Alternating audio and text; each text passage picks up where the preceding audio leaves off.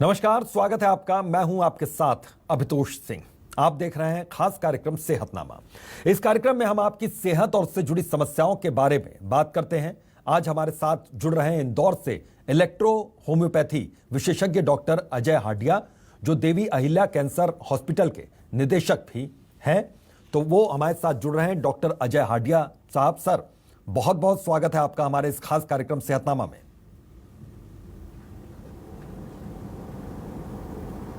नमस्कार सर। सबसे पहले एक चीज जानना चाहूंगा कि कैंसर एक ऐसी जानलेवा बीमारी है जो इन दिनों बहुत ज्यादा कॉमन है, बहुत ज्यादा लोगों में है। तो आंकड़ों के लिहाज से एक बात समझाइए और इसकी सबसे बड़ी वजह क्या नजर आती है?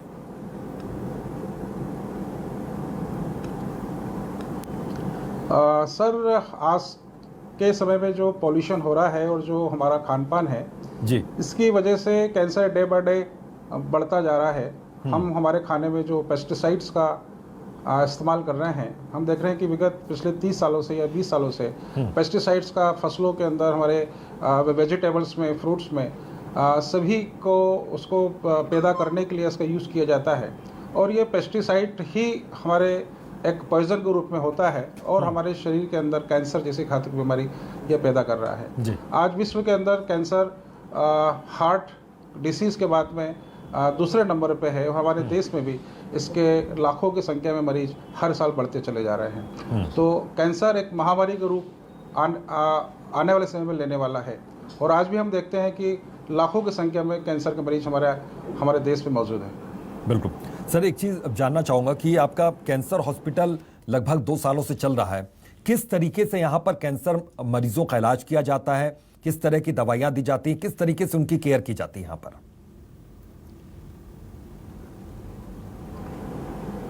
सर, ये हमारा एक यूनिक हॉस्पिटल है और हम हमारे यूनिक ट्रीटमेंट के जरिए, इलेक्ट्रोपैथी चिकित्सा पद्धति के जरिए हम कैंसर जैसे घातक बीमारी का इलाज कर रहे हैं। और हमारे पास में जो मरीज आते हैं, जो लगभग अपना एम्स से, टाटा मेमोरियल से, जो 3rd स्टेज और 4th स्टेज के जो पेशेंट्स होते हैं, जो अपना पूरा इलाज कर चुके होते हैं, और जब उनको पेन डेवलप हो जाता है तो उस स्टेज के अंदर, एलोपैथी के अंदर कैंसर का कोई इलाज नहीं है।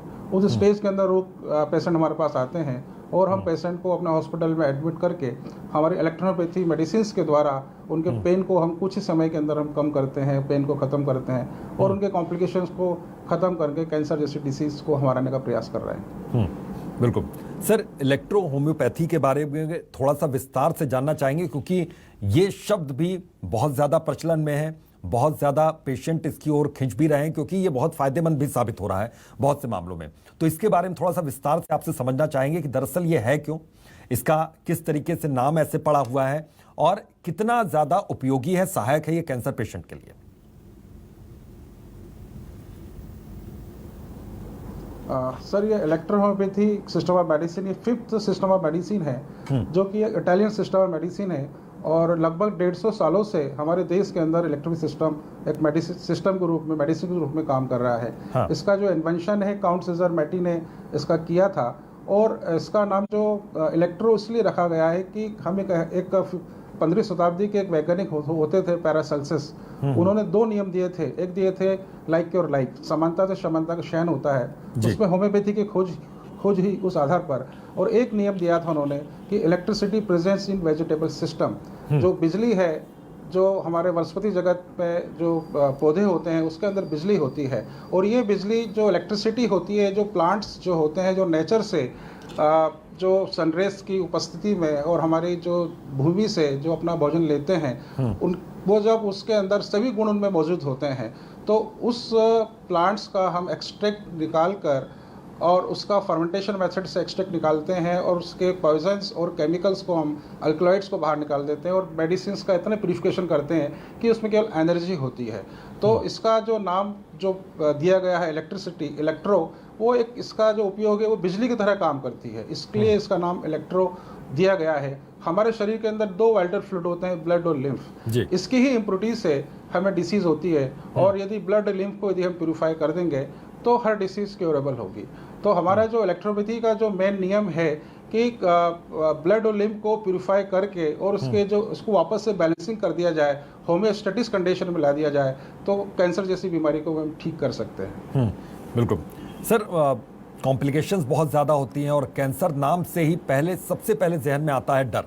तो यहाँ पर किस स्टेज पर मरीज आपके यहाँ पहुँचते हैं हॉस्पिटल्स में और किस तरीके से उनका इलाज किया जाता है? क्योंकि स्टेज 1 से लेकर और आखिरी स्टेज तक के अगर पेशेंट वहाँ पर पहुँच रहे हैं, जाहिर है कि उम्मीदें बहुत ज़्यादा रहती हैं उनको आपसे, और किस तरीके से इलाज में आप उनको मदद करते हैं, ये भी एक बार बताइए दर्शकों को, ताकि कैंसर पीड़ित जो हैं वो कम से कम इस चीज़ को जाने, इस शब्द को जाने।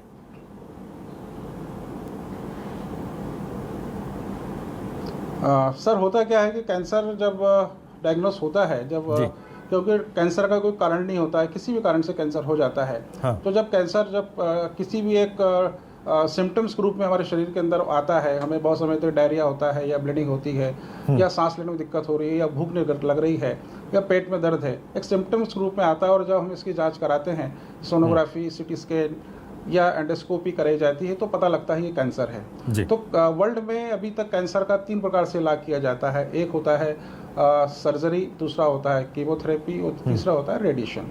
हम हमारे इंडिया में इलाज कराएं या हम अमेरिका जाके इलाज कराएं, यही इलाज होता है। और सर्जरी करने के बाद में कीमोथेरेपी दी जाती है, और कीमोथेरेपी हमारे शरीर की जो इम्यूनिटी लेवल को बहुत कम करती है और इसके जो साइड इफ़ेक्ट बहुत ज़्यादा होते हैं। तो इस वजह से क्या होता है कि साइड इफ़ेक्ट होने से कई बार पेशेंट का रेडिएशन किया जाता है। रेडिएशन करने से डिजनरेशन चालू होता है टिश्यूज़ के अंदर, आसपास के सेल जल जाते हैं और वहाँ से नेक्रोसिस हो जाता है। तो इस स्टेज के अंदर हम कहते हैं कि जो एलोपैथी में जो इलाज किया जाता है वो पूरा पेनफुल इलाज होता है, और इतना ट्रीटमेंट करने के बाद भी पेशेंट्स की डिसीज़ बढ़ती चली जाती है, प्रोग्रेसिव डिसीज होती जाती है।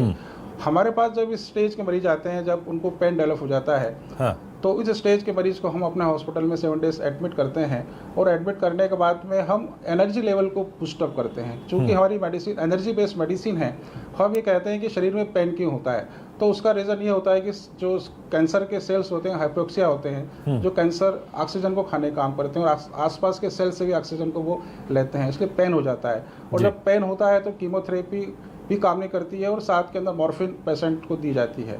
तो हमारे पास जब पेशेंट इस स्टेज में आते हैं, तो पेशेंट्स का पेन भी हम लोग कुछ ही समय के अंदर, कुछ ही घंटों के अंदर उसको हम कंट्रोल करते हैं। और इसके बाद में पेशेंट्स की इन्फ्लेमेशन को, पेशेंट की स्वेलिंग को, इसके अलावा पेशेंट को ब्लीडिंग को, पस डिस्चार्ज हो रहा है, जो भी तकलीफ हो रही है, उन सबको हमारी मेडिसिन रिकवरी करती है और पेशेंट्स की लाइफ को प्रोलॉन्ग करती है। बिल्कुल सर, ये समझना चाहूँगा मैं कि क्या जो रेडिएशन का जिक्र आप यहाँ पर कर रहे हैं और जो कीमोथेरेपी है, क्या उसके बाद भी पेशेंट वहाँ पर पहुँचते हैं और किस तरीके से संतुष्ट होते हैं? कितने दिन का ये ट्रीटमेंट है? आपने कहा शुरुआत में 7 दिन आप ऑब्जर्वेशन में रखते हैं, उसके बाद ट्रीटमेंट चलता है, तो कितना समय लग सकता है मैक्सिमम और मिनिमम, ये इसके बारे में थोड़ा जानकारी दीजिए।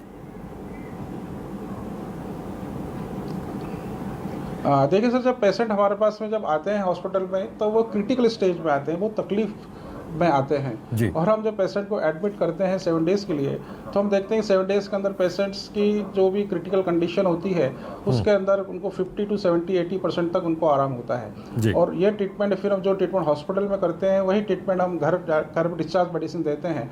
और हम हमारे पेशेंट्स को एडवाइस देते हैं कि इसका ट्रीटमेंट उनको कम से कम 6 से 8 महीने लेना चाहिए।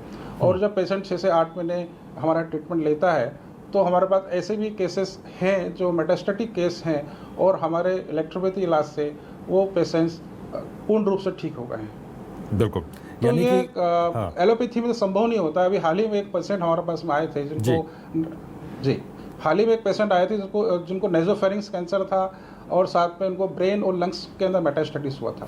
उनका कीमोथेरेपी हुआ, रेडिएशन हुआ, और उसके बाद में उनको पेन डेवलप हो गया, पेशेंट मॉर्फिन भी चले गया। हमारे हॉस्पिटल में जब आए, एडमिट हुए, उन्होंने इलाज कराया, और 25 दिन के बाद उन्होंने दोबारा से एमआरआई कराया, तो उनका जो ब्रेन मेटास्टेटिस था वो ठीक हो गया। बाद में उन्होंने लंग्स का ब्रोंकोस्कोपी कराई, साथ में हिस्टोपैथोलॉजी कराई, तो पता लगा कि वहाँ से भी उनका कैंसर ठीक हो गया। तो ये कहेंगे कि हमारे 1 महीने के इलाज के अंदर वो पेशेंट कैंसर से उसने निजात पा ली। चूँकि अभी भी उनका इलाज हमारा चल रहा है, कैंसर ठीक होने के बाद भी कुछ उनके सिम्टम्स बाकी हैं और इलाज चल रहा है, और हम सोचते हैं कि 2 से 3 महीने के अंदर जो उनकी तकलीफ है वो भी खत्म हो जाएगी। बिल्कुल। तो इस प्रकार से अमेजिंग रिजल्ट हमें मिल रहे हैं। बिल्कुल अमेजिंग रिजल्ट्स मिल रहा है। अब ये संभव है कि पूर्ण रूप से कैंसर पर विजय पाई जा सकती है, पूर्ण रूप से कैंसर को दूर किया जा सकता है, ये पॉसिबल है? क्योंकि बहुत से दर्शक ये बात जानना चाहते हैं।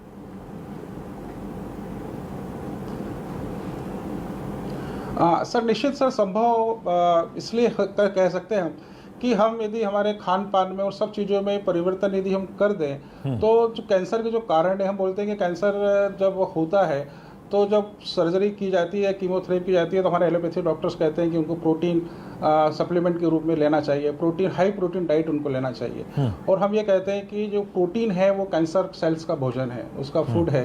तो यदि हम फूड सप्लाई बंद कर दें, प्रोटीन हम हाई प्रोटीन डाइट बंद कर दें और हमारी डाइट को हम अल्कलाइन कर दें, तो बहुत सारी चीज़ें उसमें परिवर्तन होगा और जब कैंसर को उसका फूड मिलना ही बंद हो जाएगा तो निश्चित है कि कैंसर शरीर से निकलना स्टार्ट हो जाएगा। जी सर, एक चीज़ और जानना चाहूँगा कि कैंसर के लिए क्या कोई उम्र विशेष है, विशेष उम्र में ही कैंसर हो सकता है या फिर किसी भी उम्र में अब है, आसान है कि कैंसर नाम की ये जानलेवा बीमारी किसी को भी हो सकती है, कभी भी हो सकती है? सर अभी हमारे पास जो रिजल्ट मिल रहे हैं, हमारे पास ऐसे भी पेशेंट्स आते हैं जो 3 साल का बच्चा है या 2 साल का बच्चा है। एक पेशेंट अभी हमारे पास आया था जो मात्र 11 महीने का था, उससे ब्लड कैंसर हो गया। तो कैंसर की कोई एज नहीं है, कैंसर किसी भी एज में हो जाता है। जनरली जो कैंसर हम बोलते हैं जो होने की एज होती है वो 30 साल के बाद में कैंसर के मरीज ज़्यादा पाए जाते हैं, जैसे ब्रेस्ट कैंसर है, सर्विक्स कैंसर है, लंग कैंसर है या लीवर कैंसर है, ये 30 साल के बाद में पाए जाते हैं। परंतु अर्ली स्टेज में हम देखते हैं कि बहुत सारे ऐसे यंगस्टर्स हैं जिनको ब्लड कैंसर, ल्यूकेमिया, सार्कोमा, जो छोटे बच्चे होते हैं 12 साल 15 साल, उनको सार्कोमा हो रहा है, ल्यूकेमिया हो रहा है, लिम्फोमा हो रहा है, माइलोमा हो रहा है, इस प्रकार की बीमारियां उनको हो रही है कैंसर। बिल्कुल सर, कीमो की बात हो रही है, जैसे रेडिएशन, सर्जरी, इन सब की बात हो रही है। पेशेंट को बहुत ज़्यादा दर्द से यहाँ पर गुजरना पड़ता है। आपका ट्रीटमेंट में भी क्या दर्द से गुजरना पड़ता है या फिर दर्द को ख़त्म किया जाता है इस ट्रीटमेंट में? इसके बारे में थोड़ी सी जानकारी दीजिए।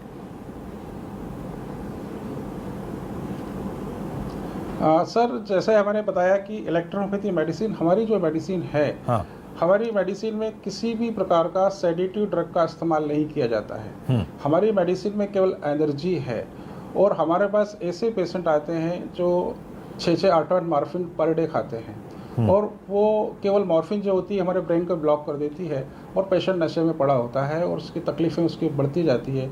उनके जो परिवार के लोग होते हैं वो केवल उनको तड़पते हुए देखते हैं। उस स्टेज में भी मरीज़ हमारे पास में आते हैं और हमारे हॉस्पिटल में आते से ही हम उनकी मॉर्फिन को पूर्ण रूप से बंद कर देते हैं और हम उनके पेन को कुछ ही समय में 12 घंटे, 24 घंटे, 48 घंटे के अंदर उनके पेन को हम 50, 60, 70% हम रिलीव करते हैं जी। तो इसका मैंने अभी आपको फिर कहा था कि हाँ, ये जो पेन हो रहा है वो हाइपोक्सिया है, जो ऑक्सीजन की कमी से हो रहा है और हमारी मेडिसिन एंटीऑक्सीडेंट है, वहाँ पे ऑक्सीजन का सप्लाई करती है। एनर्जी का सर्कुलेशन यदि बढ़ जाएगा तो पेन वहाँ से ख़त्म हो जाएगा। तो हमारी मेडिसिन हर प्रकार के पेन को रिलीव करती है। पेन यदि रिलीफ हो गया है, पेट में आराम हो गया तो पेशेंट फिर खाना खाने लगता है, पेशेंट को वापस से जीने की उम्मीद आ जाती है और पेशेंट की रिकवरी बढ़ जाती है। बिल्कुल बिल्कुल सर, एक चीज़ ये समझना चाहूँगा, कैंसर अस्पताल के निदेशक के तौर पर किस तरह की चुनौतियाँ हैं और उन चुनौतियों से कैसे पार पाया जा सकता है? अगर कोई सलाह आप देना चाहें ताकि दुनिया में विश्व पटल पर जो भारत का नाम हो वो सिरमौर हो, एक तरीके सर्वोपरि देखा जाए कैंसर के इलाज में।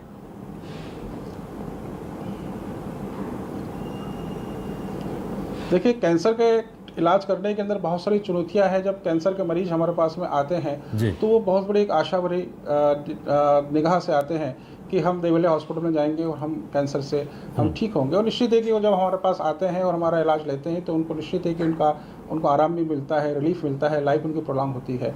उसके साथ में सबसे बड़ी चुनौती यह है कि कैंसर के मरीज पहले तो वो बड़े बड़े अस्पतालों में जाते हैं जहाँ पर उनका ट्रीटमेंट होता है और ट्रीटमेंट होने के बाद वो परेशान होकर फिर हमारे पास में आते हैं। तो ये है कि सरकार यदि इलेक्ट्रोहोम्योपैथी को प्रमोट करे और हमारे ट्रीटमेंट को यदि वो अडॉप्ट कर ले, मध्य प्रदेश गवर्नमेंट, छत्तीसगढ़ गवर्नमेंट और भारत सरकार यदि हमारे हमारे ट्रीटमेंट को यदि वो अपने जो योजना है उसके अंदर वो लिख के आ जाए तो निश्चित ही कि जो बहुत सारे ऐसे मरीज होते हैं जो हमसे ये आशा रखते हैं, अपेक्षा करते हैं कि बिल्कुल। जो सरकारी योजना है वो उसके अंदर हमारा ट्रीटमेंट आता है कि नहीं आता है। तो यदि उसको हमारा ट्रीटमेंट को यदि सरकारी योजना में ले ले तो बहुत सारे मरीज हमारे पास आके बहुत सारा लाभ ले सकते हैं। और साथ में यदि इस समय देखिए वर्ल्ड में कैंसर एक गंभीर बीमारी के रूप में हमारे देश में भी है, और सरकार हमारे ट्रीटमेंट को अडॉप्ट कर ले और इलेक्ट्रोपैथी को एक कैंसर के रूप में ट्रीटमेंट के रूप में ले ले, तो निश्चित ही कि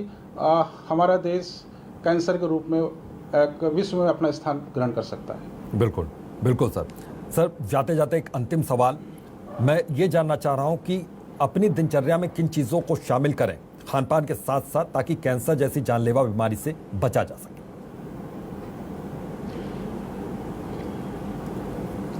बिल्कुल सर, बहुत आपने एक सही प्रश्न किया है। हमारे खान पान के अंदर हम जो है फ्रूट्स का, वेजिटेबल्स का हम ज़्यादा इस्तेमाल करें। इसके अलावा हमारे जो कैंसर पेशेंट्स को प्रोटीन फ्री डाइट लेना चाहिए, हाई प्रोटीन डाइट बिल्कुल बंद कर दें, और अल्कलाइन डाइट्स लें, वेजिटेबल्स लें, प्रोटीन्स लें, गेहूं का कम इस्तेमाल करें। हाँ। और साथ के अंदर हमारे दूसरे जो अनाज हैं उसको वो मक्का को है या बाजरा है, इसका वो खाने के रूप में इस्तेमाल कर सकते हैं। और साथ के अंदर मैं डाइट में कहना चाहूँगा कि जो उनका वेट होता है, बॉडी वेट होता है हमारे मरीजों का, जो 60 किलो है, तो उसका 10% यदि वो 600 ग्राम रोज़ फ्रूट्स और वेजिटेबल्स खाएं, और साथ में अधिक से अधिक सब्जियों का उपयोग करें, तो निश्चित है कि उनमें कैंसर उनका ख़त्म होगा। और साथ के अंदर दूध से बनी चीज़ें, जो डेयरी प्रोडक्ट हैं, उनको बिल्कुल बंद करना चाहिए। ये सब यदि बंद कर देंगे और नेचुरल फ्रूट्स का इस्तेमाल करेंगे तो कैंसर की बीमारी से हम लड़ सकते हैं, उनको हरा सकते हैं। बिल्कुल बिल्कुल सर, बहुत बहुत शुक्रिया अपना कीमती वक्त देने के लिए। दरअसल कैंसर एक जानलेवा बीमारी है, लेकिन दर्शकों को यह भी समझना होगा कि इस पर विजय पाई जा सकती है अगर सही जगह पर और सही समय पर आप इलाज शुरू कर दें। बहरहाल सेहतनामा में आज के लिए बस इतना ही। दीजिए इजाजत, नमस्कार।